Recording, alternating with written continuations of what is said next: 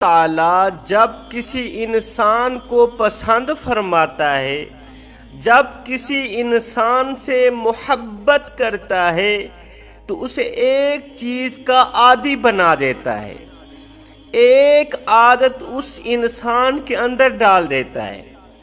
حضرت سیدنا علی المرتضیٰ شیر خدا کرم اللہ وجہ الکریم کی خدمت میں ایک شخص حاضر ہوا، دست ادب کو جوڑ کر عرض کرنے لگا، یا علی، میں نے سنا ہے کہ آپ اللہ سے باتیں کرتے ہیں اور اللہ آپ سے باتیں کرتا ہے۔ میں نے سنا ہے کہ آپ اللہ سے باتیں کرتے ہیں اور اللہ آپ سے باتیں کرتا ہے، کیا میں نے یہ ٹھیک سنا ہے؟ حضرت علی نے فرمایا، میاں تو نے بالکل ٹھیک سنا، تو نے بالکل صحیح سنا۔ کہا وہ کیسے؟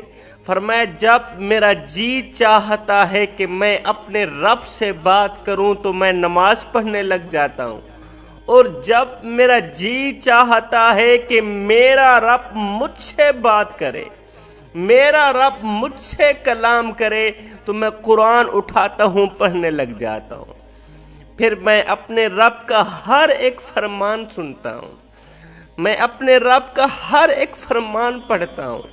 جوانوں، جس نے اللہ کے در پر جھکنا سیکھ لیا، جس نے اللہ کے در پر جھکنا سیکھ لیا، اسے در در کے دھکے نہیں کھانے پڑتے۔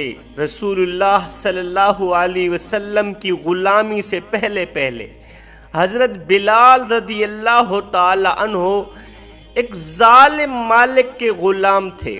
حضرت بلال کا جو مالک تھا بڑا ہی ظالم تھا، حضرت بلال پر تشدد کیا کرتا تھا، چھوٹی چھوٹی باتوں پر حضرت بلال پر ظلم ڈھاتا تھا، اور جب حضرت بلال اللہ کا نام لیتے، احد احد کی پکارتے تو اور زیادہ درندہ بن جاتا، وہ اور زیادہ ظلم کرتا۔ سخت گرمی تھی، کڑکتی دھوپ تھی، تتی ریت تھی، تتی ریت کے اوپر یہ ظالم آقا اپنے غلام حضرت بلال کو لٹا کر، تتی ریت کے اوپر لٹا کر، اوپر سے پتھروں کی بارش برسا رہا ہے، نیچے حضرت بلال مسکرا رہا ہے، نیچے بلال احد احد کی پکار رہا ہے، ظالم آقا پتھروں کی بارش برسا رہا ہے، نیچے حضرت بلال مسکرا رہا ہے۔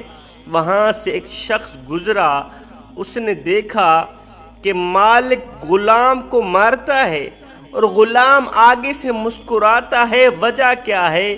اس شخص نے حضرت بلال سے پوچھ ہی لیا، او بلال، تیری بھی عجیب کہانی ہے، تیری بھی عجیب داستان ہے کہ مالک تجھے مارتا ہے، بجائے رونے کے تو آگے سے مسکراتا ہے۔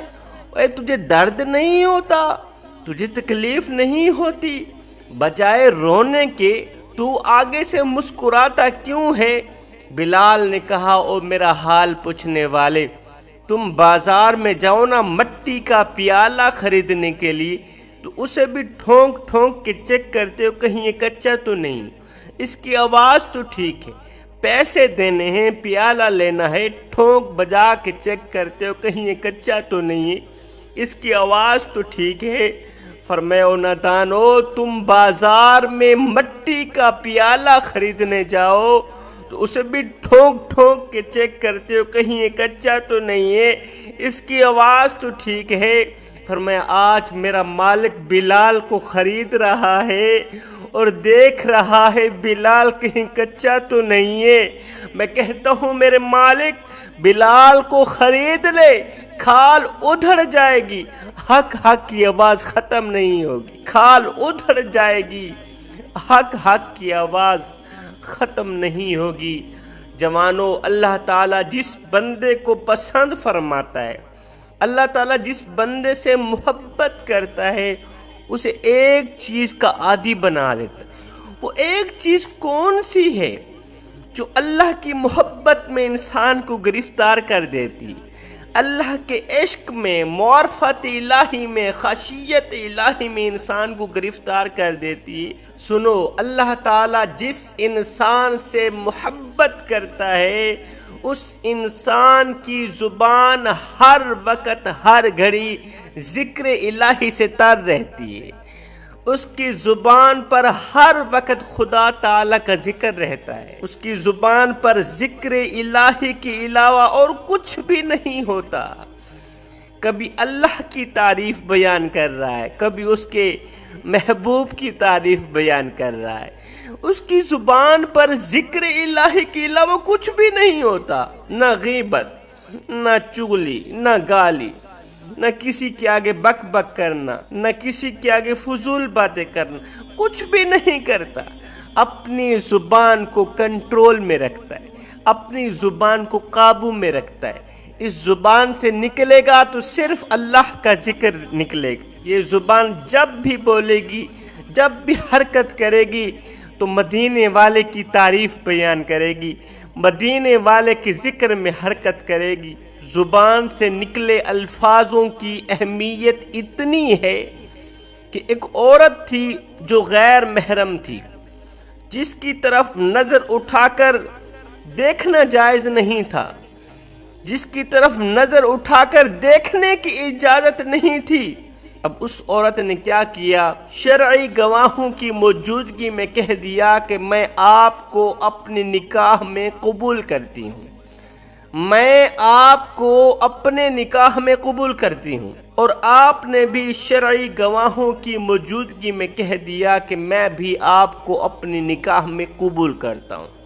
زبان سے دو الفاظ نکلے تھے، میں آپ کو اپنے نکاح میں قبول کرتی ہوں، کرتا ہوں، بس۔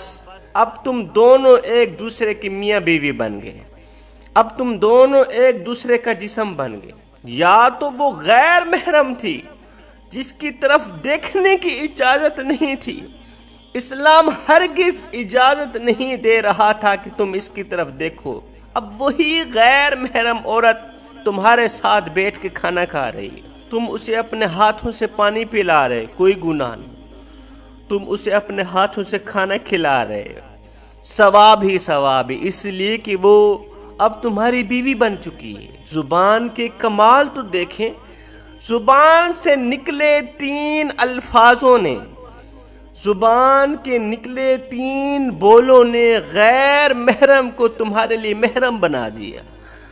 زبان کے کمالات تو دیکھیں، تین الفاظوں نے حرام کو حلال کر دیا۔ اب شوہر کو غصہ آیا، شوہر نے صرف تین الفاظ بولے، زبان سے صرف تین الفاظ نکالے کہ میں آپ کو طلاق دیتا ہوں، میں آپ کو طلاق دیتا ہوں۔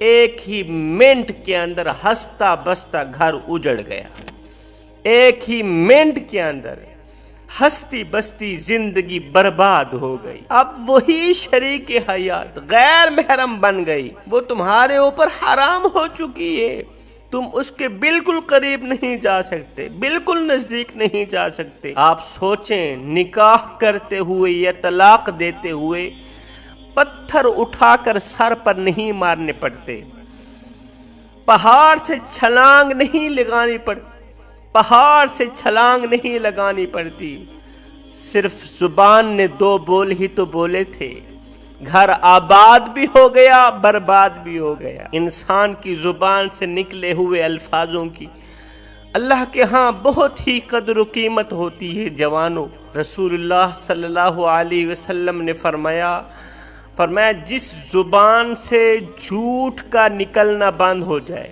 جس زبان سے جھوٹے الفاظ نکلنے بند ہو جائیں، اس زبان سے نکلی ہر ایک دعا قبول ہوتی ہے، کوئی بھی دعا رد نہیں ہوتی۔ جوانوں، اگر تم اللہ کے محبوب بننا چاہتے ہو، اللہ کے پسندیدہ لوگ بننا چاہتے ہو، اپنی زبان کو کنٹرول میں رکھنا، اس زبان سے کسی کی غیبت نہیں کرنی، چغلی نہیں کرنی، کسی کو گالی نہیں دینی، زبان سے جب بھی نکلے گا ذکر ہی نکلے گا۔ اپنی اس قیمتی زبان کو ذکر الہی سے تر رکھو، یہ ذکر الہی سے تر زبان تمہیں اللہ کے قریب کر دے گی، اللہ کی رحمت کے قریب کر دے گی، معرفت الہی کے قریب کر دے گی۔